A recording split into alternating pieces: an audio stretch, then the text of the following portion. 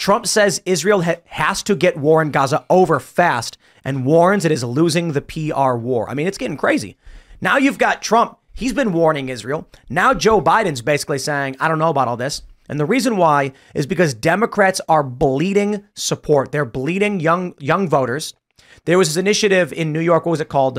Leave It Blank, I think, where they said in the primary not to vote for Joe Biden, to leave it blank because of their support for Israel. That was true in Michigan, too. You had uncommitted, and Minnesota and Washington State, all the uncommitted campaign. So now Jill Biden, who is probably more president than Joe Biden is in a private meeting telling Joe, stop it now. I don't think there's any, I think Israel royally screwed up with the World Central Kitchen thing. You guys followed that story? Oh, yeah, absolutely. I'm always amazed at the role Jill Biden has. The Easter egg role, she gave most of the interviews to the press. She was on one of the morning shows this morning. I forget which one. I can see their faces. I don't remember if it was ABC or CBS. Here she is. It's the same thing, to be honest. That's a good point. It's just well, shuffle just the assume letters. it was The View. But it's remarkable. I mean, she wasn't elected to anything. So there is this ongoing problem that Joe Biden, is he really the president? Is he calling the shots? Antony Blinken clearly is calling the shots on foreign policy. And I guess when it comes to what's coming out of the White House, Joe Biden is now, because I don't know what Joe is doing. No one knows what Joe is doing. Joe doesn't know what Joe is doing. Joe doesn't know what Joe is doing. Now, more important than Joe Biden or Antony Blinken, this is the most alarming. Colbert's message to Netanyahu after World Central Kitchen deaths: consider ending the war. Now, when Stephen Colbert says it, that's when it matters, because Colbert is more president than Joe or Jill. Yeah, that's true. Well, he's actually more the regime spokesperson, but I would imagine Colbert probably has more authority.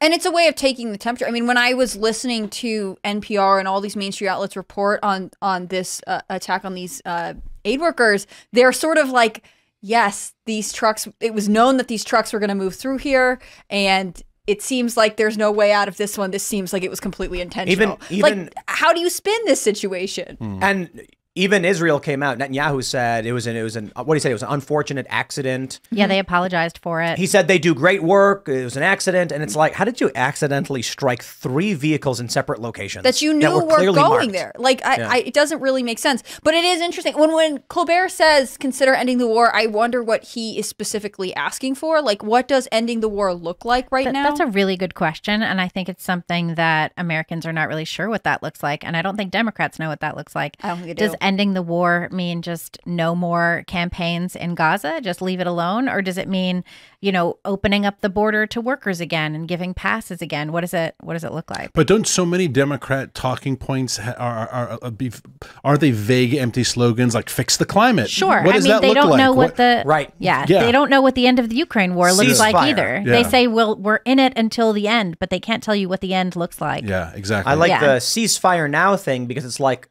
okay, please elaborate. Yeah. And they typically say Israel should stop shooting. And it's like, and then what about Hamas? Should Hamas stop shooting? Should they release the hostages? No, they should. They should. These are questions. And the issue is releasing the hostages isn't a part of the ceasefire. So I think, it was AOC who said, yes, we want Hamas to stop firing as well. Because AOC's actually moved rightwards as she tried to appease the establishment.